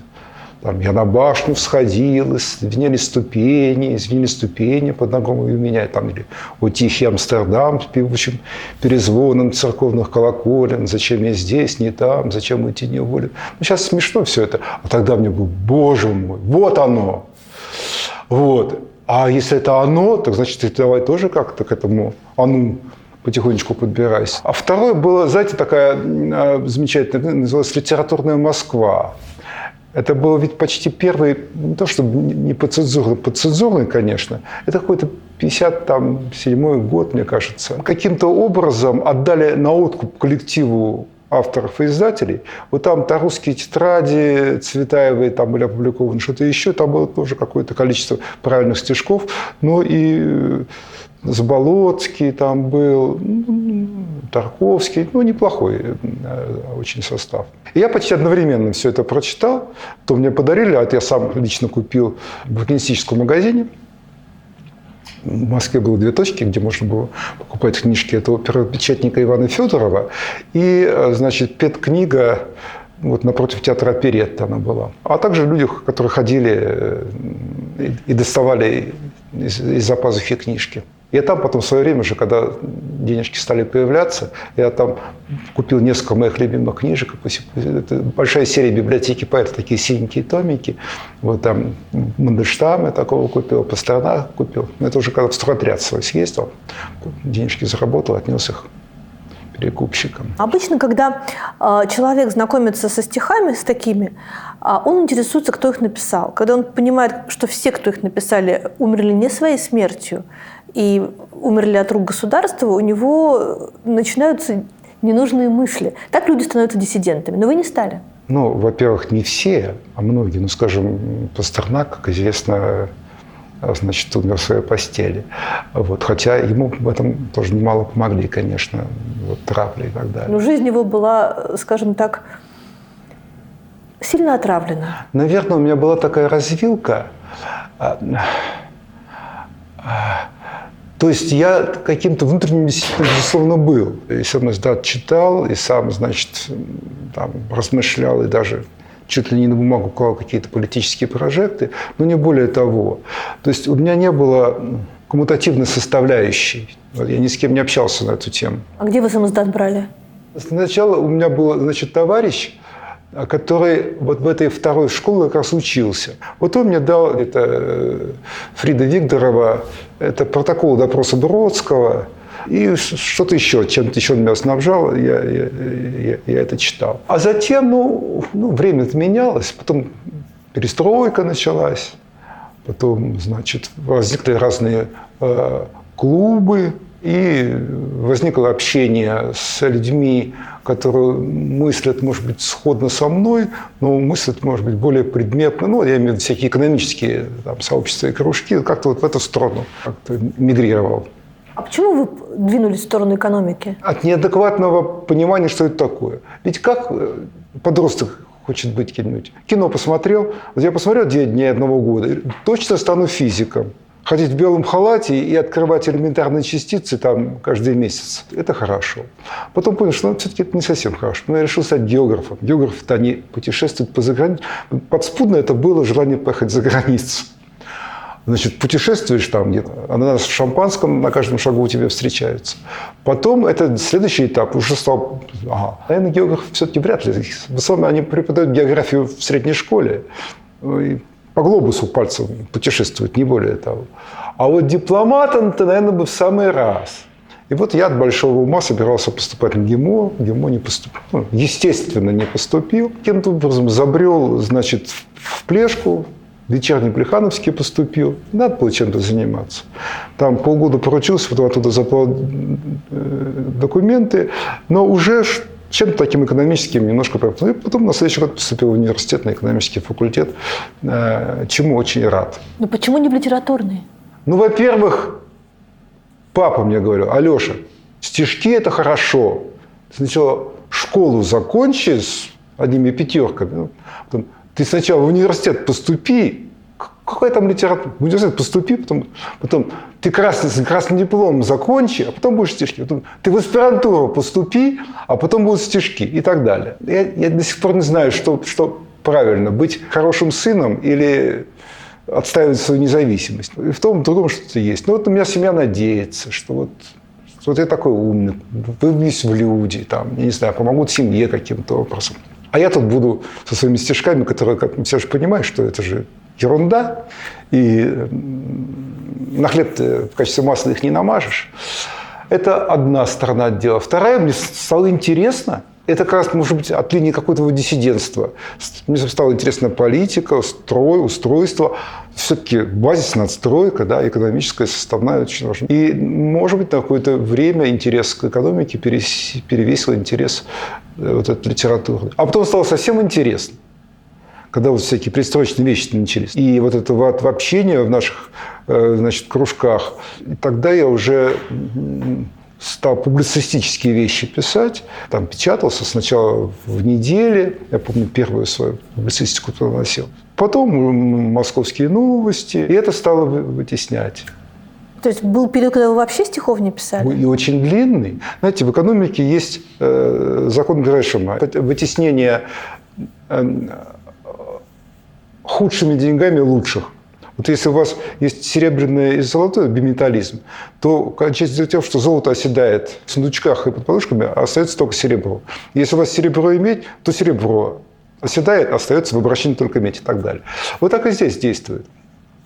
То есть лучшие стихи были вытеснены сначала публицистикой экономической, потом оно было вытеснено написание научных статей экономических, потом оно было вытеснено написание нормативно-правовых актов экономических и так далее. И вот этот промежуток, знаете, сколько у меня занял? Я стихи писал активно вот вторая половина 70-х годов, и, наверное, в 80-м, будем считать, что в 80-м поставил жирную точку. И эта жирная точка продолжалась четверть века. Ни одной строчки поэтической я не написал. А потом, вот почему произошло? Вот почему-то стало интересно другое. А почему возобновилось? Видимо, стало неинтересно другое. И понял, что здесь как-то не очень хорошо получается. Прожил ли я чужую жизнь? Я не могу ответить на этот вопрос. А значит, наверное, все-таки свою. Хотя, наверное, сбивался с курса неоднократно. Какой русский писатель лучше всего описывает русского человека? Чехов. И Толстой Анны Карениной. Я считаю, что Анна Каренина – это сильнейшая вершина романистики, потому что в «Войне и мире» у Толстого еще есть белые и черные. У него есть всякие там негодники Курагины, а есть, значит, Безуховы. А вот в «Анне Карениной» уже нет. Ну, в «Анне Карениной» и простых людей нет. Ну и что? И в «Войне и мире» тоже нету простых людей. Но есть белые и черные, good guys и bad guys. Вот эта вот линия, она всегда есть в литературе. Мы болеем за кого-то, а кого-то, значит, осуждаем. А вот в «Анне Карениной» не так. И Стива Облонский, и Каренин, значит, у каждого есть своя правда, у каждого есть своя боль, у каждого есть своя какая-то справедливость. Понимаете, каждый из этих персонажей – это космос. Это нечто уникальное, напичканное всем разным. Я считаю, что это великое понимание. И, кстати говоря, у Чехова по-другому, но тоже об этом же. Вот ну, это, я скорее говорила про русского человека, про обычного. Вот вы говорите, что вы ничего не знали про народ. Ага. И в этом-то смысле у нас много проблем. Может быть, это из-за того, что люди, которые находятся во власти, ничего не знают про этих людей. И это во многом так, да. Понимаете, но ведь Чехов-то знал как раз гораздо лучше, чем Толстой. И поэтому у него с самого начала вот эта вот линия, что мы все не белые, не черные, а вот какие-то такие, и трагические, и смешные одновременно. И что, в принципе, русский человек, он тоже такой же, как и все остальные человеки. Он не богоносец, не носитель последнего знания. Он человек из плоти и крови. И он может совершать разные поступки. И такие, и этакие. И потом удивляться еще своим поступкам, чего он такого совершал. Мне кажется, у Чехова много. Каким вы себе представляли в тюрьме первый день на воле? Вот есть первый день, есть, в принципе, воля. Конечно, человек, когда находится в тюрьме, воля представляется избыточно красочной, избыточно радостной. Так же, как человек, наверное, воюющий мир, пока он в окопе, ему кажется, что мир – это вот счастье. А потом выходит из него, видишь, никакого счастья на самом деле нет. Вот точно так же и с тюрьмой. Ты думаешь, что счастье прям будет 24/7, а не совсем так. Вот. А про первый день, честно говоря, у меня был очень простой план. Значит, с близкими встретиться, вот и все. И отметить это событие. Но был стол в итоге. Ну, конечно, в соответствии с национальными традициями. А кто был за этим столом? Мои родные. Мама, папа, брат, дети, жена. Больше никого. А родители приезжали к вам? Да. Так вот вообще нечеловеческое. Причем папа приезжал только на короткое свидание, а мама приезжала вот на длинное. Вот как раз у меня был день рождения, 19-й год, да, 60, сколько я получил, 63 года. Я получил 3-суточное длительное свидание. Вот мама приезжала. Вы счастливый человек, что у вас родители живы? Конечно. И что, дождались? Конечно. Вы знаете, вот я во второй половинке эссе пишу, я уникальный зэк. 400 тысяч зэков у нас сейчас. Из них какое-то количество есть пенсионеров, там, допустим, 20 тысяч. Конечно, есть какое-то количество пенсионеров, у которых есть несовершеннолетние дети. У меня тут было там 6 и 11. Их несколько десятков. Может быть, найдется какой-нибудь зэк, у которого есть пенсионер, у которого еще родители на его иждивении есть. Но чтобы был такой, у которого и 2 несовершеннолетних детей, и 2 родителей, у которых вместе больше 180 лет, нету такого. Нет, мне надо за деньги показывать, значит, на ярмарках. Ну, это когда у вас кончатся деньги, вы будете показываться на ярмарках. Вы богатый человек? В каком смысле? В материальном. Ну, я считаю, что да, скорее да, чем нет. Когда было опубликовано панамское досье, там в том числе шла речь и про ваши активы. Это правда? По моим активам нет. В панамском досье было написано о том, что с 2006 по 2009 год вы были директором офшорной компании «Ронинвиль», Не был. сменив на этом посту своего собственного сына. Нет, я не был никогда. Вы можете не работать и жить припеваючи при этом? Сейчас? Да. Да, могу. Меня, значит, задекларировано было за 8 лет предшествующих арестам, мне кажется, 400 миллионов. Такая примерно сумма. Рублей или долларов? Это декларированы мои доходы, заработная плата, депозитные проценты и так далее. Этого хватит, чтобы жить и не работать? Вам? Ну, конечно, хватит. Только неинтересно. Наши старшие товарищи учили стихи наизусть, чтобы они помогали им сохранить себя в тюрьме. Какие вам стихи помогали? Я Тарковского очень люблю, Арсения. И, может быть, было очень созвучно мне у него «Я жизнь люблю, умереть боюсь, видали вы, как я под током бьюсь, и гнусь, как и я в опаху рыболова. Терзай меня, не изменись в лице, жизнь хороша, особенно в конце, хоть под дождем, без гроша в кармане». Вот это понимаете, ощущение, что, находясь по уши в дерьме, ты можешь себя чувствовать в философском смысле хорошо.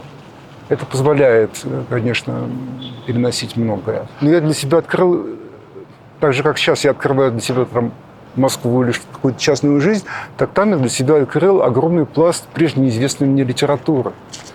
Ведь так устроена жизнь, что ты читаешь в юности, а потом это занятие, забываешь.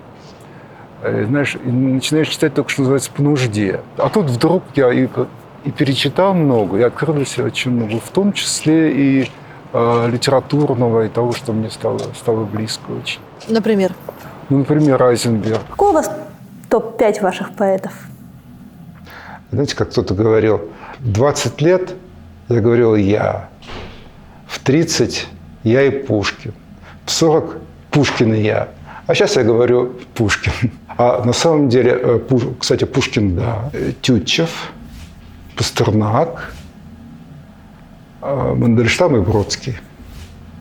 Как вам кажется, сейчас пришло время поэзии? Я все чаще от людей в ответ на разные вопросы слышу стихи. Не ответы на вопросы, а стихи. Удивительно.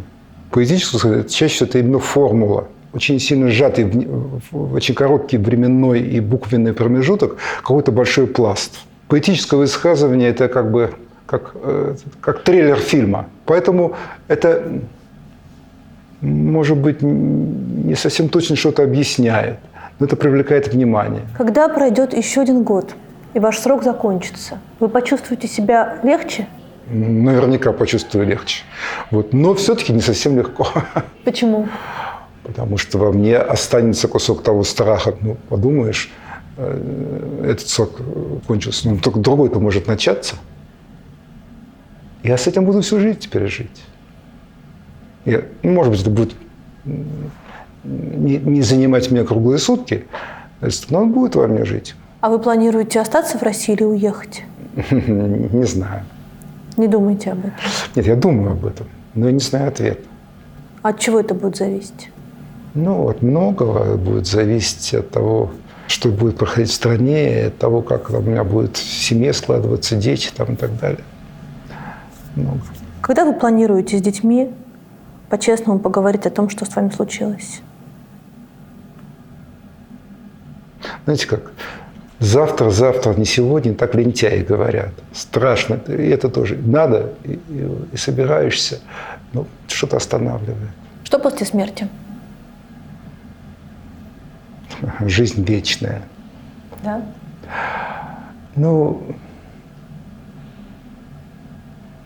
А что такое смерть? Такое ли это зло, как всем нам кажется? Быть может, умирая в последний горький час, дошедшему до края, как первый миг пути, совсем не тяжело. Понимаете? Это тоже вопрос, о чем я постоянно думаю. Как сказать, я все-таки верю в коллективное бессмертие, Ну, в том смысле, ну, грубо говоря, что дети там и род человеческий – это и есть я часть рода человеческого, поэтому, значит, я не умру, поэтому никакого после смерти не будет, потому что будет в этом смысле вечная жизнь. Вот. А с другой стороны, знаете, ведь вот мне лично ужас состоит не в том, что ты конечен, а в том, что твоя жизнь бессмысленна. Вот если в моей жизни есть смысл, все остальное не важно. Но вот раз есть смысл, это значит какая-то заданность, какая-то провиденческая какая-то линия. То есть смысл и Бог – это в каком-то смысле совпадающие понятия. А в чем тогда, по-вашему, смысл жизни? Смысл жизни – это постижение жизни. Я в каком-то смысле такой последовательный Спиноза, который говорит Бог или природа, что, ну, как есть, вот у нас есть душа и тело. А в большом мире есть Бог и природа. Бог – это душа, которая живет в теле природы. А человек – это орган, который помогает все это осознать. Вот. И постижение жизни есть смысл жизни.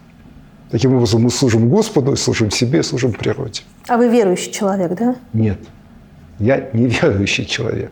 Я вообще, значит, агностик. Помните, замечательная сцена из «Берегись автомобиля», когда Деточкин продает свою машину пастору на берегу там, взморья Латышского. Угу. Вы что, в самом деле верите в Бога? Спрашивает удивленный Деточкин.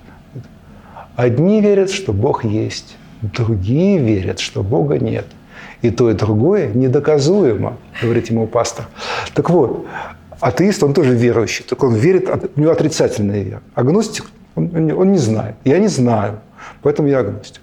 Это первое. Второе. Изменилось ли что-то, и так у меня было всегда, изменилось ли что-то за годы тюрьмы? Да, изменилось. Я себя считаю в каком-то этическим христианином. То есть Новый Завет, Нагорная проповедь. Все в тюрьме прочли? Что-то читал и раньше, но читал по-другому. Вот. А сейчас я читал, и даже кое-что писал и пишу на эту тему. Христианство Христа и христианство, вот, то, что сейчас называется христианство. Конечно же, Христа бы, эта церковь бы отторгла. Он не годится, Христос не годился в христиане никогда.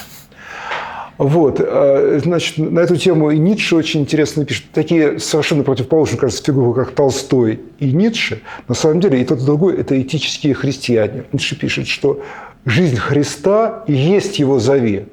Тот способ, которым он существовал, это и есть христианство. И не надо его добавлять каким-то там добавлением. Это мне близко. А вот, конечно, остальное нет, я не понимаю. Выберите, пожалуйста, милосердие или справедливость? Милосердие. Свобода или стабильность?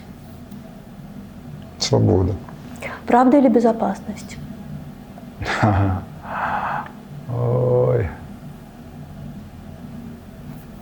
Ну вот, вы меня загнали в тупик. Я вот хочу сказать, что правда, но мне кажется, это будет выглядеть как жульничество с моей стороны. Не поверят. Родина или истина? О, истина, конечно. Что такое в современной России, в современной ситуации порядочность? Знаете, как говорят, порядочность – это человек, который не делает подлости без большой к этому необходимости.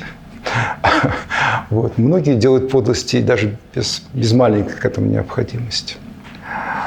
Вот лучше не могу сказать, не знаю. Как вы хотите, чтобы мы вас представили в титрах? А какой у меня выбор? Очень разные. У вас была большая биография. Да, в общем, была она и есть. Я еще долго жить собираюсь. Бывший князь, а ныне трудящийся Востока. Помните, был такой персонаж? Да. Ну, не знаю. Я в затруднении.